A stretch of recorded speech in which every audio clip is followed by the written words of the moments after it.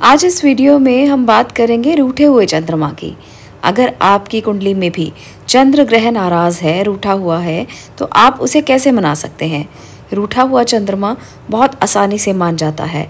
आप अगर उसे मना सकते हैं तो मनाएं और अपने जीवन में सुख और समृद्धि लेकर आएं, क्योंकि चंद्रमा एक ऐसा ग्रह है जो हर दिन चलता रहता है। वो कभी नहीं रुकता, कभी नहीं थकता।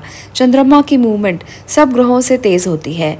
चंद्रमा बहुत ही चंचल ग्रह माना जाता है और इस ग्रह को माँ का कारक भी कहा गया है। हर ग्रह का व्यक्ति के ऊपर बहुत प्रभाव होता है, उसी प्रकार से चंद्रमा का भी जीवन पर बहुत प्रभाव होता है, कभी प्रतिकूल तो कभी अनुकूल।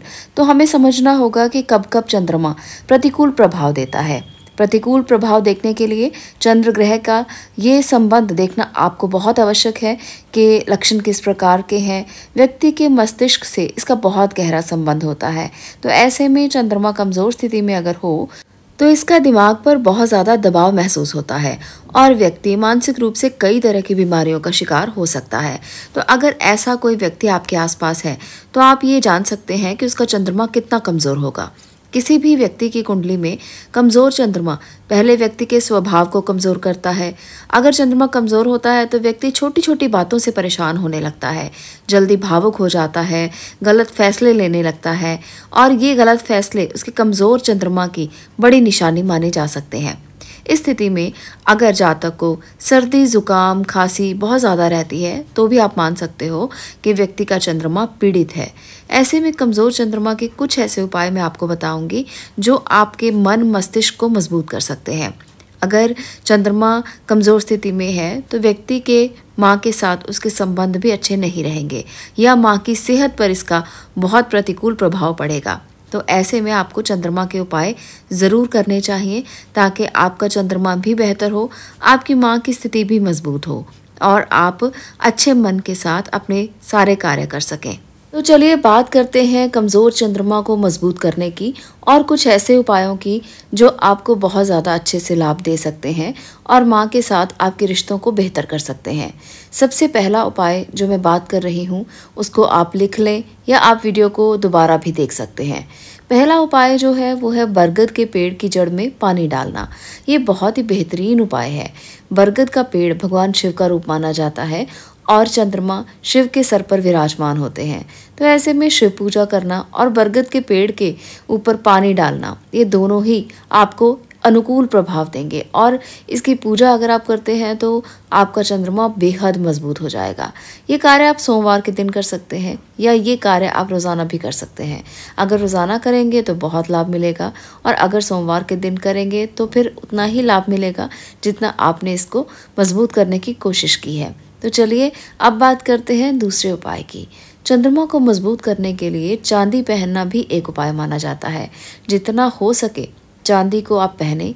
आपका मन बहुत परेशान है, आपका पढ़ाई में मन नहीं लग रहा या आपको किसी भी तरह से मानसिक तनाव है, चिंता है, तो आप चांदी अवश्य पहने। चांदी का कड़ा, अंगूठी, चांदी की चेन, चांदी की पायल, हाथ में कुछ भी पहन सकते हैं। तो चांदी पहनने से चंद्रमा बहुत मजबूत होता है। चांदी का चंद्रमा के साथ बहुत गहरा संबंध है।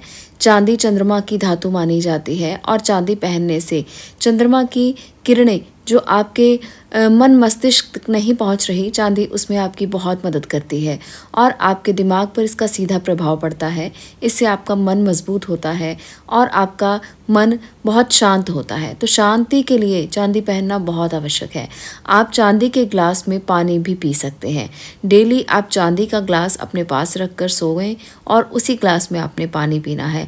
इसको ध्यान में रखते हुए ये उपाय अगर करेंगे ना तो आपका चंद्रमा बहुत मजबूत हो जाएगा। अब मैं बात करने वाली हूँ एक खास उपाय की जो आपके लिए बेहद बहुत अच्छा लाभ दे सकता है। तो आपने थंबनेल में भी देखा होगा, मैंने टॉपिक भी इसी तरह से लिया है ताकि आप लोगों को ज़्यादा से ज़्यादा इसका फ़ायदा हो, ताकि आप इस वीडियो तक पहुँचे हैं तो इसी फ़ायदे के लिए पहुँचे हैं ताकि आप अपने चंद्रमा को मजबूत कर सकें। तो इस उपाय से आपका चंद्रमा ज़रूर मजबूत हो जाएगा। क्या करना है, आपने एक चांदी की ईंट लेनी है। ये चांदी की ईंट आप अपनी माँ के हाथ से बनवा कर लें। अगर आपकी माँ आपको चांदी की ईंट गिफ्ट दे सके तो बहुत अच्छी बात है। अगर वो गिफ्ट नहीं दे सकती हैं तो कुछ पैसे लेकर उससे आप चांदी की ये ईंट बनवा सकते हैं।